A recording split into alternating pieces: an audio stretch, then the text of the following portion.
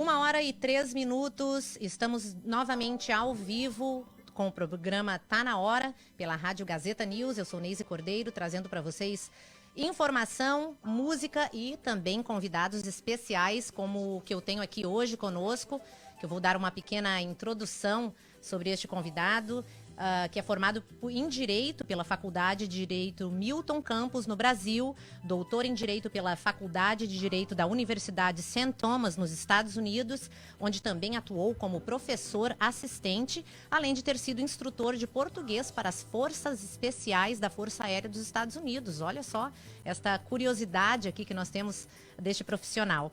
E fundador da Piquet Law Firm, é um escritório de advocacia estabelecido aqui no sul da Flórida. Este ano completa uma década de sucesso, servindo a comunidade brasileira, não só na área de direito imigratório, mas também em diversas outras áreas. Eu quero dar as boas-vindas e também os parabéns por essa década de sucesso ao doutor Alexandre Piquet. Seja bem-vindo, doutor. Obrigado, Neise. É um prazer estar aqui. Obrigado pelo convite. Prazer é nosso, doutor. Mas para a gente iniciar essa conversa, além de falarmos sobre o seu negócio, a sua profissão como advogado, vamos dar um pouquinho do seu background para o pessoal ainda que não lhe conhece, não sabe sobre sua pessoa. Então, poderia dar um pouquinho as suas origens, de onde no Brasil, como se iniciou a sua carreira de advogado? Sim, claro. Primeiro, eu nasci em São Paulo.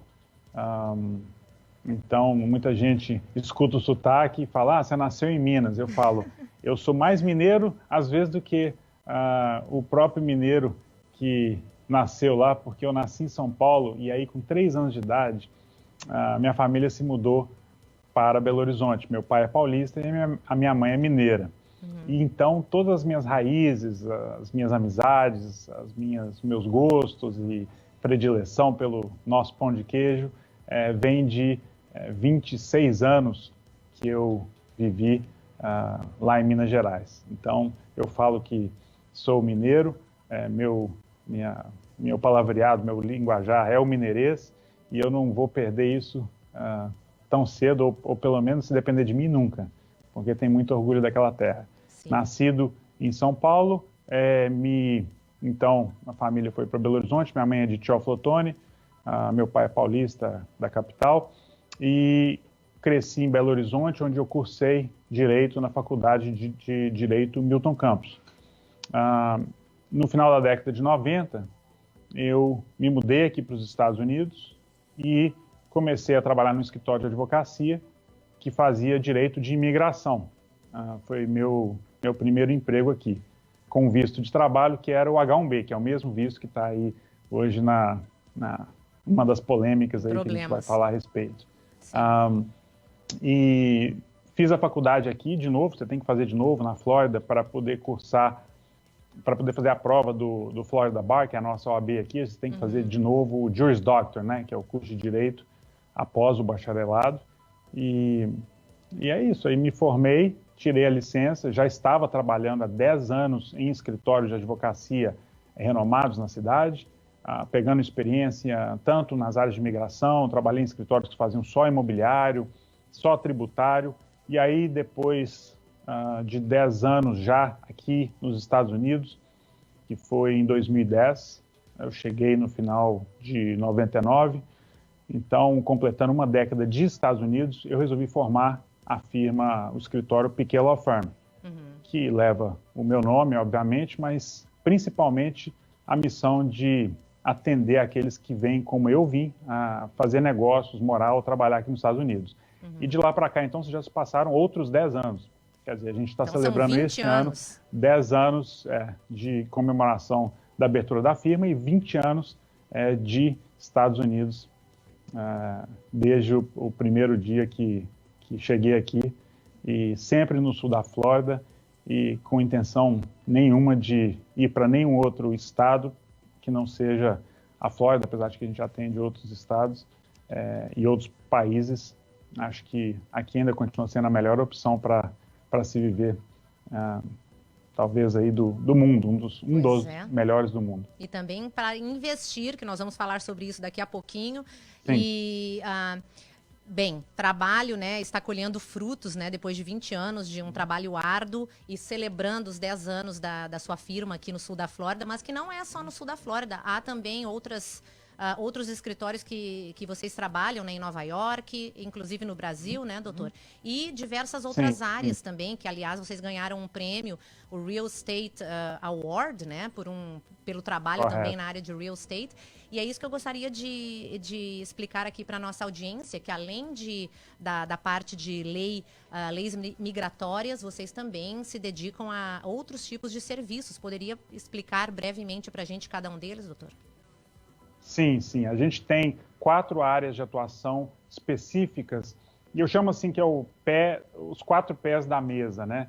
Você tem ali o direito imigratório, o imobiliário, o empresarial e o tributário sucessório. O que são essas áreas? O imigratório, visto, green card, naturalização, toda a parte de quem quer morar aqui nos Estados Unidos, ou estudar, ou trabalhar.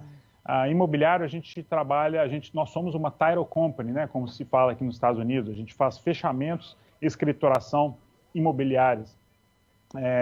Nós funcionamos como agentes calção para fechamentos imobiliários, que aqui você precisa ter um intermediário onde a conta calção ela é garantida tanto para o comprador quanto para o vendedor. Nós temos análise com advogados que fazem análise de contrato, a gente faz, por exemplo, muita renegociação com o banco para renegociação tanto de hipoteca quanto de contrato de aluguéis residenciais e comerciais. Então está tendo, principalmente agora nessa época, um movimento muito forte de procura em cima destas áreas. Nós temos o empresarial, aí a gente faz formação e abertura de empresas domésticas e offshore. A gente pode atuar em mais de 30 jurisdições, onde temos o que a gente chama de agentes registrados, né, para formar essas empresas, sempre no intuito de fazer o melhor planejamento tributário e sucessório para o cliente internacional que vem fazer negócio aqui nos Estados Unidos. Lembrando que não é só Brasil, a gente tem, obviamente, a maioria dos nossos clientes vem do Brasil, até porque todo mundo no escritório fala português, eu sou brasileiro, mas principalmente porque a nossa expertise, ou seja, a nossa especialidade é entender as nuances e os benefícios de uma certa estrutura, por exemplo, que deve ser formada para o estrangeiro e que o investidor americano, por exemplo, não precisa. Então, a gente entende esse trâmite. Temos clientes da América Latina, da Europa, da Ásia, Canadá, isso não fica limitado ao brasileiro. Lógico que quando se trata de investidor brasileiro, aí realmente a gente sai na frente, a gente tem uma vantagem competitiva muito grande, porque nós temos na firma assim como eu, vários advogados que são formados no Brasil e também aqui nos Estados Unidos. Então isso faz com que a gente tenha um entendimento não só da língua, né, um entendimento, ou seja, não é só uma tradução literal, mas a gente está apto a conversar com o cliente ou com os advogados do cliente lá no Brasil de forma clara e objetiva e atender o cliente aqui atingindo os melhores resultados possíveis. Com certeza, ainda ajudando a comunidade, né? Que muitas pessoas que não têm o domínio do idioma inglês, claro, ficam confusos aí com tanta documentação na hora de comprar, fazer um investimento, comprar a sua casa ou investir aqui nos Estados Unidos. Então tem a segurança de profissionais que falam a sua língua, né, doutor? Bem, e os números são impressionantes, né, de sua firma. Mais de $1 bilhão em transações imobiliárias assessoradas, 2.200 empresas implementadas e representadas, 14 premiações jurídicas nos Estados Unidos e o mais recente que eu já havia mencionado, o prêmio Real Estate Law. E a pergunta é a seguinte, claro, o profissionalismo é um dos motivos, né, por tanto êxito, mas o que o senhor atribui a este sucesso, né, com sua equipe? O que pode falar sobre isso? Primeiro, o senhor está no céu, pelo amor de Deus. Desculpe, né? Eu falo por respeito, mas... Eu entendo. O que você atribui? Nosso senhor está lá no céu olhando por nós.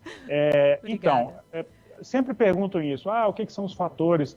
Eu acho que, em primeiro lugar, a gente tem que falar muito de uma palavra que hoje em dia caiu em desuso, infelizmente, que é a honestidade, né? Você fazer a coisa certa. E a coisa certa, muitas vezes, representa, para nós, não perder o negócio.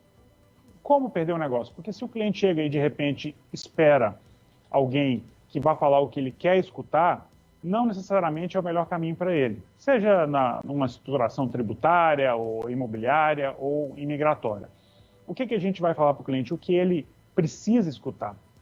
E muitas vezes a verdade, ou a estratégia, ou o caminho não é tão curto ou tão fácil como ele gostaria, ou de repente vai ser mais custoso, mas a gente realmente procura o que é melhor para o cliente.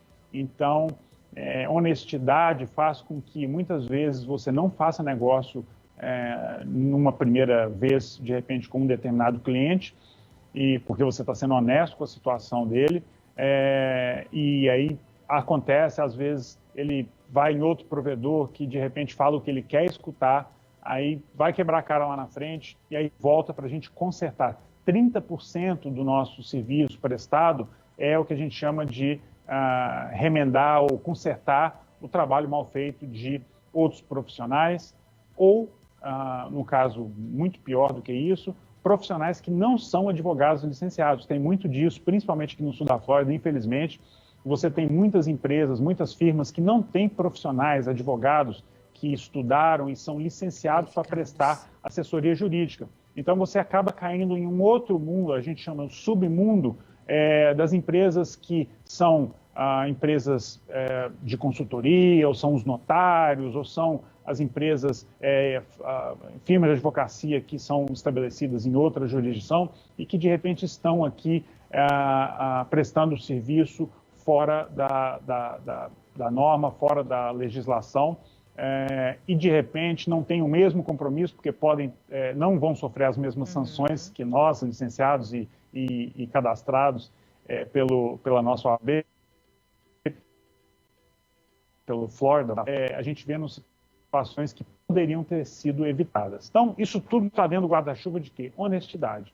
Segundo lugar, eu sempre coloco que, junto com a honestidade, você tem que ser humilde, né? A humildade vem da gente como profissional, de nós.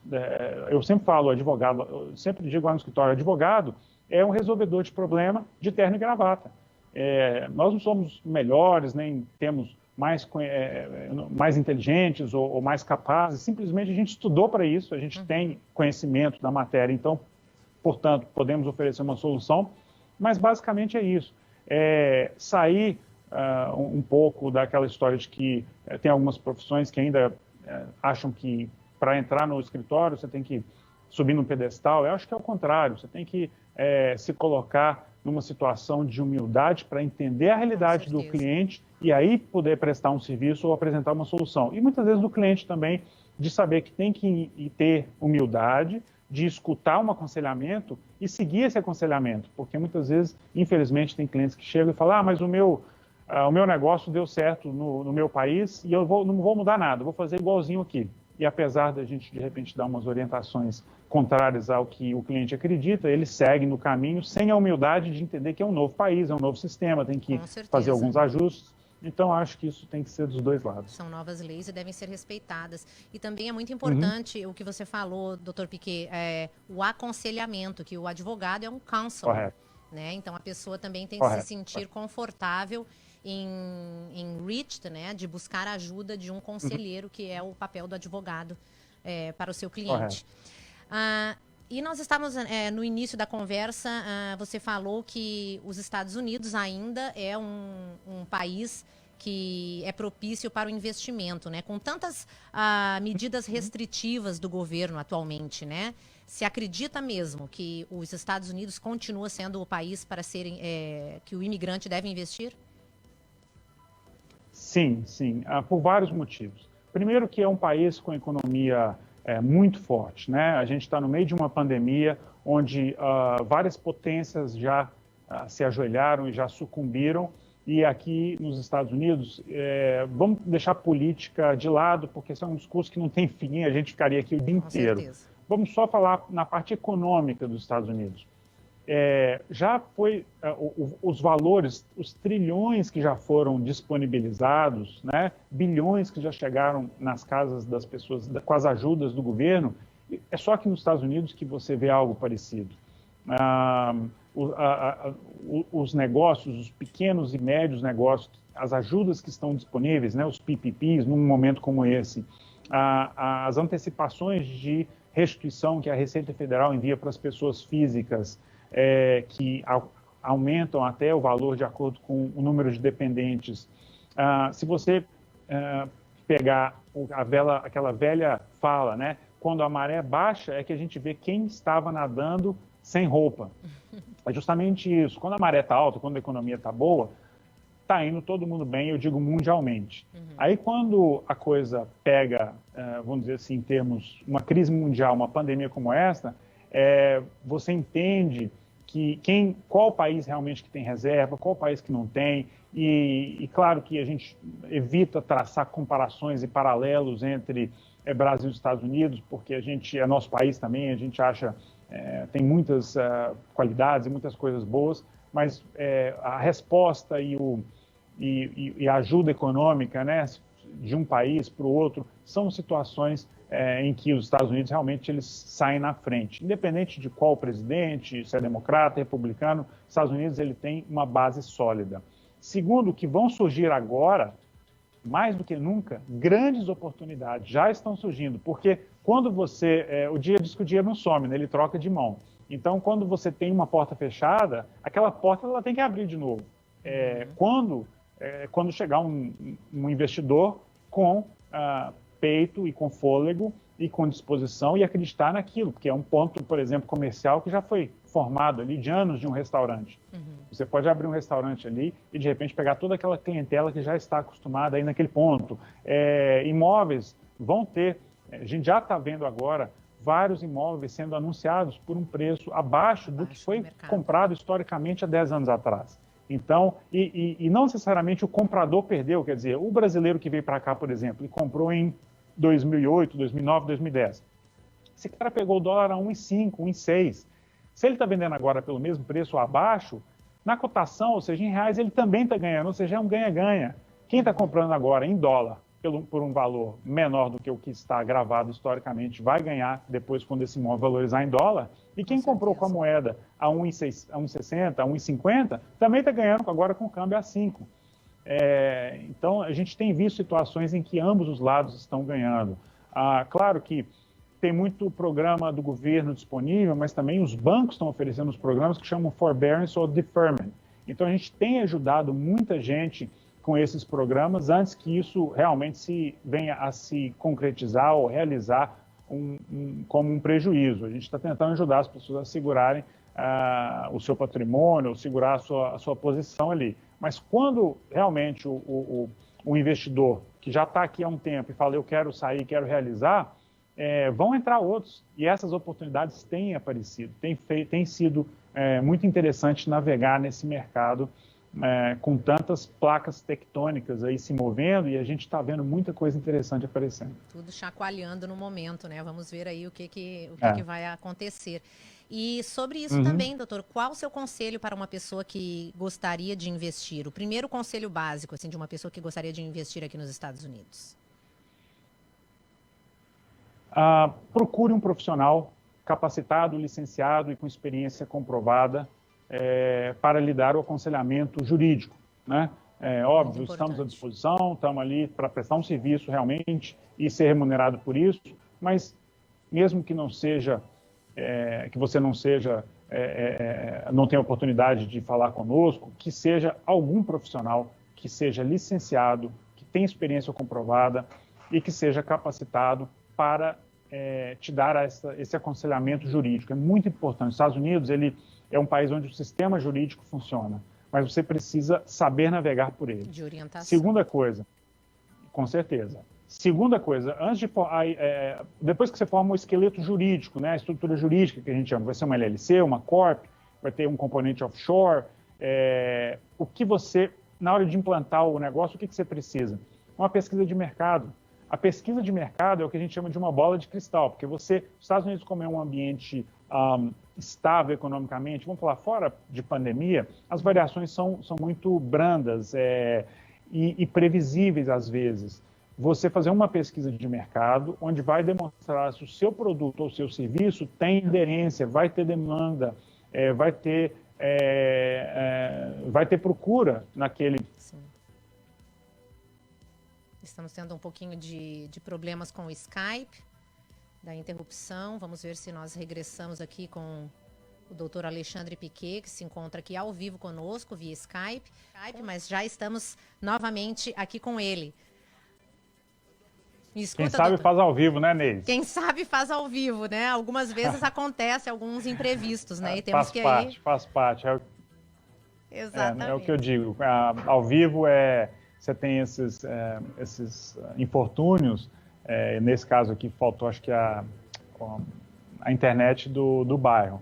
A gente gravou uma ontem que aconteceu algo similar, os técnicos vieram, mas o importante é que isso só demonstra que está todo mundo tentando se adaptar a essa nova realidade, né? A gente está tentando realmente depender mais pesadamente da tecnologia, e a tecnologia também leva um tempo para se adaptar a esse volume todo, né? Então, com certeza. Acho que a gente também tem que ser um paciente e entender e ser compreensivo, mas estamos de volta aí. Com certeza, né? Saber contornar aí as situações. Uhum. Mas nós estávamos falando a respeito dos investimentos, né? Não sei se você Sim. gostaria de complementar com algo mais a respeito disso, de algum conselho básico de como investir.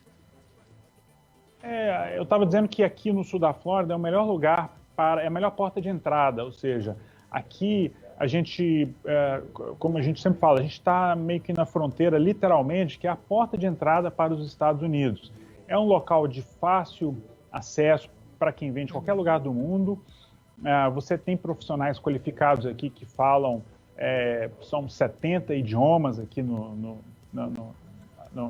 70 nacionalidades, né, e vários idiomas aqui no sul da Flórida. Diversificado. Então você tem facilidade para encontrar um terreno amigável, né, que a gente chama de um friendly environment, para então estruturar o seu negócio e daqui expandir. Ou seja, a vantagem de se fazer qualquer coisa aqui nos Estados Unidos é que você tem matéria federal e matéria estadual. Imigração, por exemplo, é federal. Então daqui a gente tem cliente nos 50 estados. Independente se a pessoa vai morar na Califórnia, a gente peticiona junto à imigração, que é federal. Tudo que for relativo à receita federal também. Closing, fechamento imobiliário, é estadual, então é no estado inteiro. A gente tem cliente em Orlando, tem cliente em Ocala, tem cliente em Key West, tem cliente vamos dizer, de A a Z, aqui nos condados da Flórida. Perfeito. E aí nós vamos entrar neste assunto também, que é uma das suas especialidades na sua firma, que em decorrência da pandemia do coronavírus, nós tivemos mudanças significativas nas leis de imigração. Algumas delas, né? O bloqueio na emissão de green cards, a suspensão da emissão de vistos de trabalho para estrangeiros e a mais recente, né, que provavelmente atingirá a muitos estudantes estrangeiros que se encontram aqui no país. E o que nós temos que saber a respeito destas modificações, doutor? Ok. Realmente foram aí 60 dias de muita turbulência, muitas modificações. Sim. Vamos fazer uma distinção entre medidas econômicas e medidas sanitárias, ok? Medidas econômicas. Foi a medida provisória que o presidente Trump assinou, dizendo que a emissão de green cards estava suspensa. A emissão de green cards fora, ou seja, nos consulados aí espalhados pelo mundo. Então, quem já estava com o processo aprovado de green card ia ter que esperar até a segunda ordem. 60 dias depois, que foi semana passada, ele acrescentou isso a essa ordem, ele acrescentou alguns vistos que são chamados vistos não imigrantes, visto de trabalho, que é J1, H1B, H2B e L1A. L1A e L1B, mas dentro da categoria L1. Estes vistos vieram a ser somados ao hall de categorias que não podem ser emitidas no consulado americano fora dos Estados Unidos. Não impede que seja feito um pedido aqui dentro e que o candidato faça uma mudança de status caso aprovado. Então, não afetou protocolo nem a aprovação aqui nos Estados Unidos. Afetou quem já estava aprovado e estava lá, por exemplo, no Brasil, esperando para ir no consulado emitir. Esse vai ter que esperar até dezembro, ok? Sim. Entre essa medida provisória, né, que foi uma ordem executiva, e a extensão ou a atualização dela, 60 dias depois, a gente teve uma proibição, uma suspensão sanitária, que é? Que foi chamado Travel Ban. Ou seja, você está banido de entrar aqui nos Estados Unidos se vier de países que têm um alto índice de infecção do vírus, da pandemia. Então, por exemplo, o Brasil ele bateu o segundo lugar mundial. Os Estados Unidos colocaram na lista, não só os Estados Unidos, vários países, mas se você vem do Brasil, não tem nada a ver com proibição ou perseguição a passaporte brasileiro ou a brasileiros ou briga de Trump com Bolsonaro. É simplesmente se você passou pelo Brasil, você não pode entrar aqui, a menos que você esteja há 14 dias em outro lugar. Então, tem gente, por exemplo, que passou pelo Brasil, seguiu viagem, foi para algum país que está fora dessa proibição, e aí depois de 14 dias, chegou aqui nos Estados Unidos. Aí não tem problema. E se você é residente ou cidadão, você pode voltar para cá, mas aí você tem que ficar de quarentena em solo americano. Ou seja, não pode viajar novamente até que se passem os 14 dias. Então, são proibições econômicas, proibições sanitárias, e agora, recentemente, ou seja, na segunda-feira, 4 dias atrás, Sim. A gente foi surpreendido com a decisão do SEVP, que é o Student Exchange Visitor Program, que é controlado pelo ICE, que é o Immigration and Customs Enforcement, que é a agência da imigração, né? Que eles não iam estender a exceção que eles estavam aplicando a uma regra que já existe há muitos anos, desde que o visto M1 e F1, que são os vistos de estudante, foram criados, que é o seguinte: para manutenção, aprovação e manutenção de um visto de estudante, a aula não pode ser 100% online, ok? Você precisa ter aula presencial em solo americano.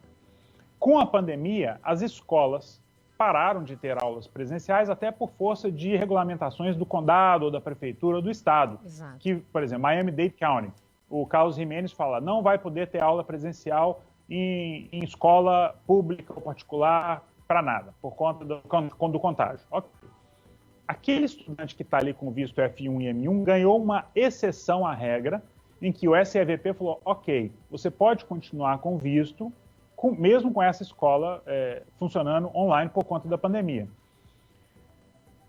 Foi coincidência ou não, o presidente Trump fez pressão para que as escolas voltassem às aulas agora, né, no próximo ano letivo, que fosse em agosto. As escolas, por ou regulamentação dos condados, ou por preservação própria, até por conta de liability, responsabilidade civil, muitas falaram, não, nós vamos continuar com a aula online.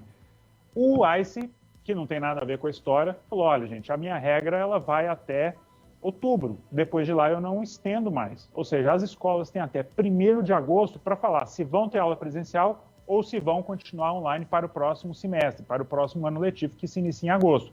Se for só online, os estudantes que estão naquela escola não vão poder renovar ou não vão poder emitir um visto de estudante F1 ou M1 para tal instituição. Isso pegou de surpresa cerca de 1.100.000. São muita gente. Só de entradas de brasileiros no ano passado, foram 2.200.000 entradas, que é o I-94, com vistos diversos, tá? A grande maioria delas, cerca de 2 milhões de I-94, são vistos de turismo e negócios, B1, B2. Só que dos 200.000 restantes, você tem aí os 185 tipos de vistos, a grande maioria avassaladora são F1 e F2, que é o F1 é o estudante e F2 é o dependente do estudante. Então, vamos supor, se você teve 4 entradas, você tem ali um F1 de uma família, um F1 e 3 F2. A administração também sabe que muitos desses estudantes, você tem os estudantes que são os jovens que vêm para fazer faculdade, etc., esses estão aqui ou dependendo de ajuda da família, ou eles têm algum empréstimo estudantil. Mas você tem famílias já de adultos com crianças dependentes, menores de 21, que estão aqui, por exemplo, o marido ou a esposa, com visto F1 de estudante, por exemplo, em um curso de inglês. São 20 horas por semana, que eram presenciais, e a família inteira está com visto de F2, que é dependente. Os filhos moram, estudam em escola pública do zip code ali, do CEP, né, da região. O cônjuge, que é o F2, que é o que não está estudando, muitas vezes tem uma empresa e está trabalhando e recebe por essa empresa, quer dizer, sim, irregularmente. Acontece muito, a gente escuta esses casos no escritório, todo mundo conhece alguém que está nessa situação. Isso também veio de encontro a essa situação, que o governo sabe que tinha como coibir isso, porque uma vez que a família está aqui, está estudando, está qualificada por um visto F1. Mas existe também um fundo de fazer uma filtragem ou talvez até limitar o acesso das pessoas, dos imigrantes que estão aqui como estudante, mas na verdade estão morando com visto F1, que não é o correto. O aconselhamento para isso é buscar uma opção, são 185 tipos de vistos. Sim. Nós estamos falando aí de F1 e M1, que são 2. Aí você tem o H, J e o L, que entraram na suspensão lá da segunda medida provisória. São 5, ainda tem 180 tipos. Sim. Ainda tem o EB1 e EB2, que são habilidades extraordinárias e excepcionais para o Green Card. Você tem, quem tem condição pode fazer um EB5, você tem o recrutamento, que é o EB3. Isso nós estamos falando só para Green Card. Vistos são 180. Então você tem visto K, I, tem um abecedário inteiro de vistos. Cada situação se encaixa. P para atleta, O, inclusive, para habilidades extraordinárias com sponsor. Então, doutor, essas pessoas que estão vendo essa dificuldade agora, né, aparecer aí, bater em sua porta, seria importante eles tomarem as providências o quanto antes de tentar modificar o seu status here? Perdão, o status aqui.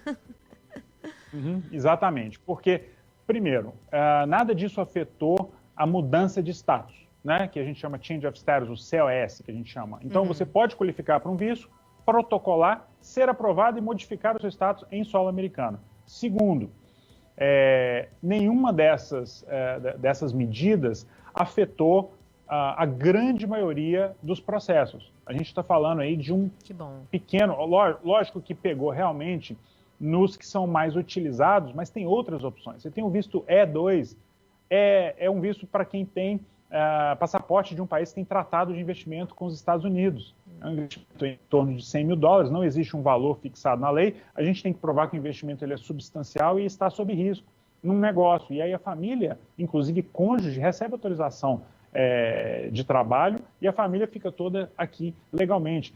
Porque o visto F1, inicialmente, ele era uma solução mais rápida. E muitas famílias, ao se mudarem para cá nos últimos 5 anos, a gente viu bastante disso. Olha, eu não sei se é permanente, eu não sei ainda se isso vai ser bom, mas eu quero que meus filhos estudem. Eu estou trazendo alguma reserva do Brasil, eu tenho lá a minha renda que ainda vai ser recorrente, então eu quero estudar aqui, de repente, fazer um curso de línguas, aprimorar meu inglês, ou minha esposa quer fazer uma faculdade, uma segunda faculdade, e a gente vai ficar vendo aqui. Só que é uma situação cômoda, onde você realmente está frequentando a escola, mas não pode fazer mais nada, está engessado, não pode trabalhar, não pode desenvolver uma vida aqui, não pode tirar o seu green card, não pode nem ter Social Security, que é o nosso CPF. Então, sim, vale a pena. Eu acho que essa chacoalhada agora foi o que a gente fala um reality call, ou seja, uma chamada na realidade para quem estava em situação de visto F1, que ela é cômoda, porque você fica 5 anos com isenção